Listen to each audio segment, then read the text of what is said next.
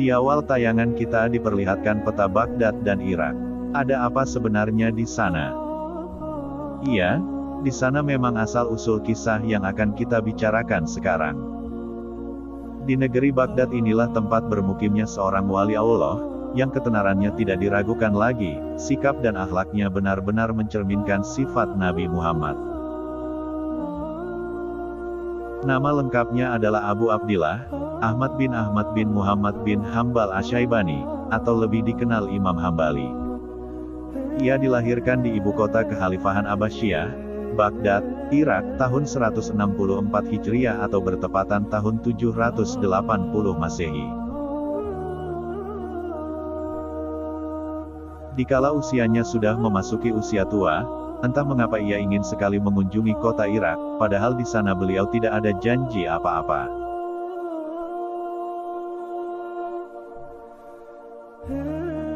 Akhirnya beliau memutuskan untuk mengunjungi kota Irak tersebut.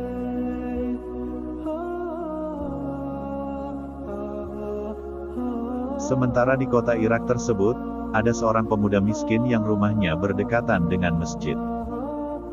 Pemuda ini kesehariannya hanya berjualan roti. Dari hasil usaha tersebut, ia dapat menyambung hidup.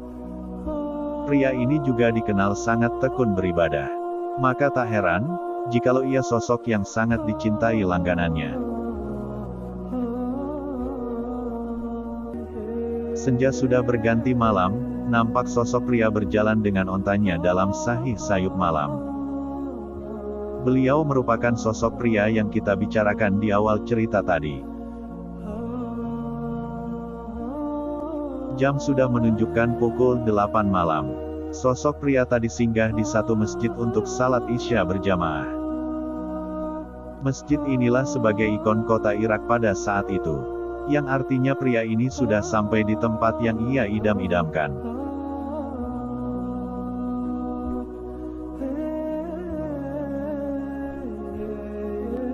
Sesampainya beliau di masjid, beliau mengerjakan salat Isya berjamaah. Hati saya merasa tenang imbuhnya. Seperti biasanya kebanyakan musafir lainnya, beliau usai berzikir. Badannya terasa sangat lelah. Rasanya ingin merebahkan sejenak badannya untuk melepaskan kelelahannya seharian. Begitu salat jamaah bubar, pria ini mengambil kesempatan untuk tidur di dalam masjid tersebut.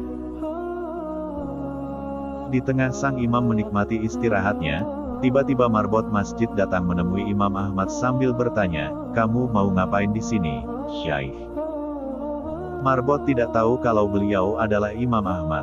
Dan Imam Ahmad pun tidak memperkenalkan siapa dirinya. Imam Ahmad menjawab, "Saya ingin istirahat. Saya musafir." Kata marbot, tidak boleh tidur di masjid." Imam Ahmad bercerita, "Saya didorong-dorong oleh orang itu, marbot masjid, disuruh keluar dari masjid. Setelah keluar masjid, dikuncinya pintu masjid. Lalu saya ingin tidur di teras masjid. Ketika sudah berbaring di teras masjid, marbotnya datang lagi, marah-marah kepada Imam Ahmad. "Mau ngapain lagi, Syaikh?" Kata marbot. "Mau tidur, saya musafir." Kata Imam Ahmad. Lalu marbot berkata, "Di dalam masjid gak boleh, di teras masjid juga gak boleh." Imam Ahmad diusir. Imam Ahmad bercerita, "Saya didorong-dorong sampai di jalanan. Padahal malam itu hujan deras sekali, tapi karbit tidak memperdulikannya. Di samping masjid ada penjual roti, rumahnya kecil selain sebagai tempat tinggal sekaligus juga sebagai tempat untuk membuat dan menjual roti. Penjual roti ini sedang membuat adonan, sambil melihat kejadian Imam Ahmad didorong-dorong oleh marbot tadi.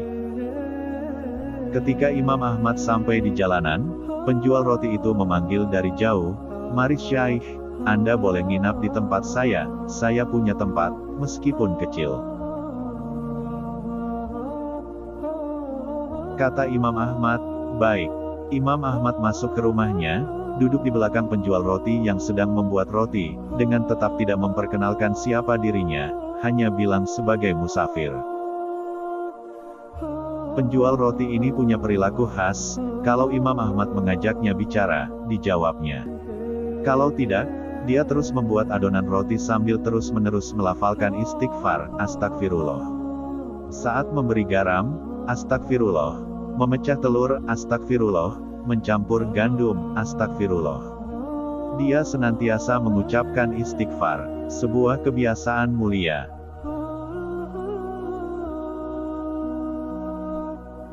Lalu Imam Ahmad bertanya, sudah berapa lama kamu lakukan kebiasaan yang mulia ini?